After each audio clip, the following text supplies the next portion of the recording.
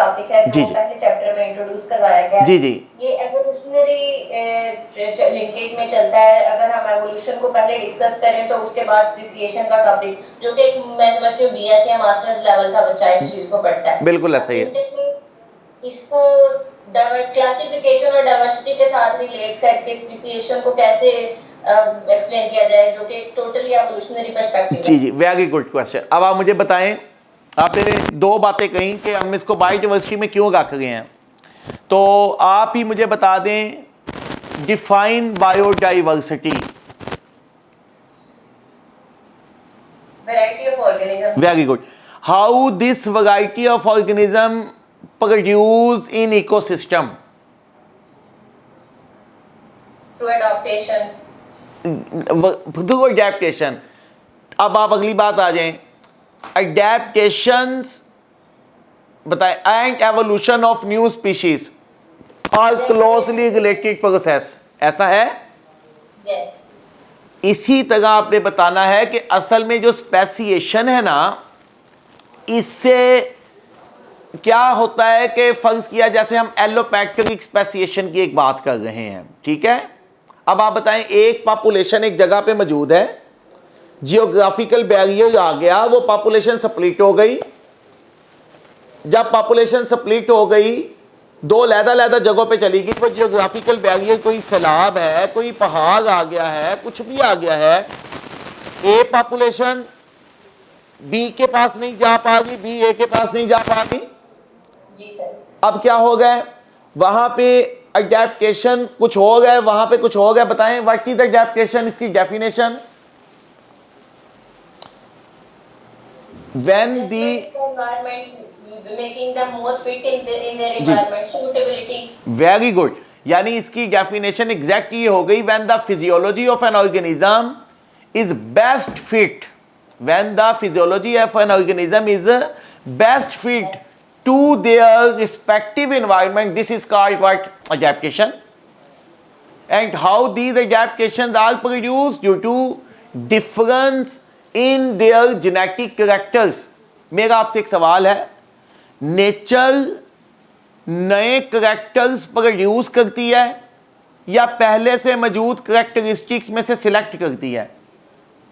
पहले से मौजूद। गुड, इसका मतलब ये हो गया। अब यही बातें आप देखें कि जब आपके पास एक पॉपुलेशन दो हिस्सों में स्प्लिट हुई, फर्ज किया इस तरफ जाने वाले उधर चले गए जहाँ पे ठंड ही ठंड है, यहाँ पे इंतहाई टेम्परेचर बुरा है, दोनों के लिए इन्वायरमेंट चेंज हो गया, दोनों के लिए चेंज हो गया, क्योंकि ये एक मॉडरेट माहौल में रहते थे, यहाँ का एक सूटेबल टेम्परेचर था, उनमें गर्मी में चले गए, वो सर्दी में चले गए।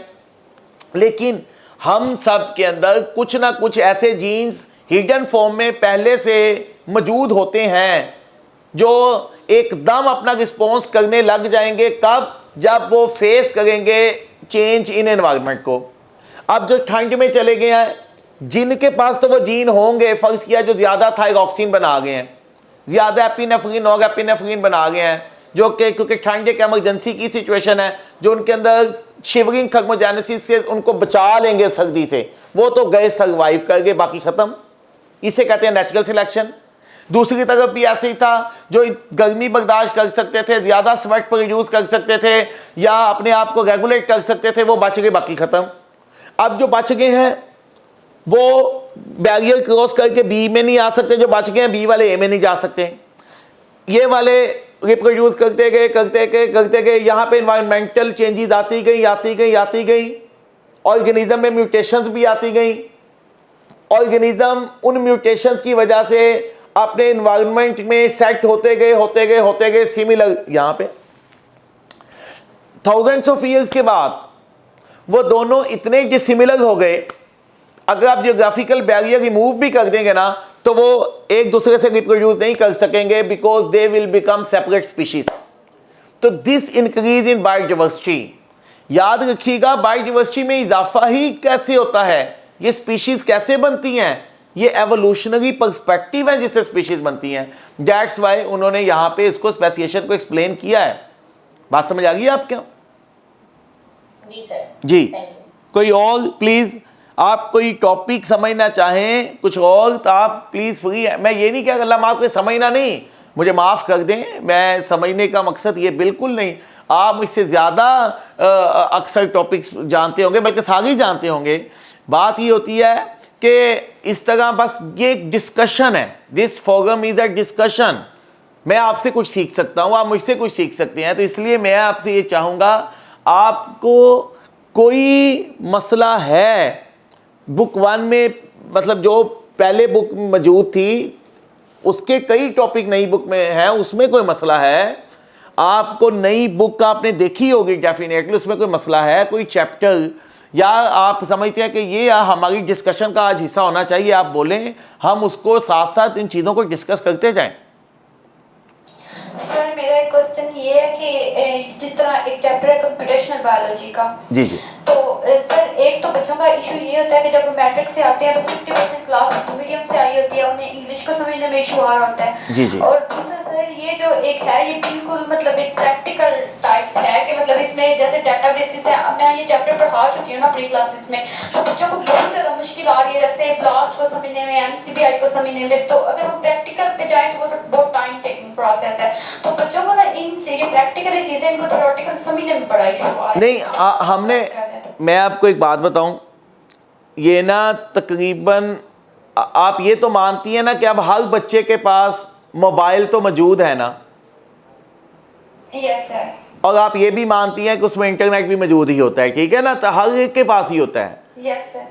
कोई फ़र्क नहीं पड़ता कि अच्छा, वैसे आप तो माशाल्लाह प्राइवेट कॉलेज में हैं, तो आप किसी एक दिन, आप बल्कि आप सब लोग किसी एक दिन किसी कंप्यूटर लैब में या मल्टीमीडिया पे आप बच्चे को ये समझा सकते हैं, या आप बच्चे को मोबाइल पे उसे कहें कि अब ये खोलो, आप फ़र्ज़ किया एनसीबीआई की वेबसाइट खोलो, एनसीबीआई की वेबसाइट के अंदर ये जीन बैंक है, ये जिस जीन बैंक मौजूद है ना, आपने पढ़ाया कंप्यूटेशनल बायोलॉजी में, जीन बैंक है ना, वो जो मेन बनी हुई है, पहली तस्वीर वो एनसीबीआई के मेन पेज की है, और उसके अंदर जीन बैंक मौजूद है। मैं आपको ये बताना चाहता हूँ, पहले मेरी आप बच्चों को कहें बेटा ये जीन बैंक है, आप उसके फ़ायदे पहले बच्चों को बताएं। अच्छा, पहले हम बच्चों वाली बात कर लें, तो ये चीज़ कभी बच्चों को, आप मुझे बताएं, पिछले क्लासों में आप पीसीआर पढ़ाती थी?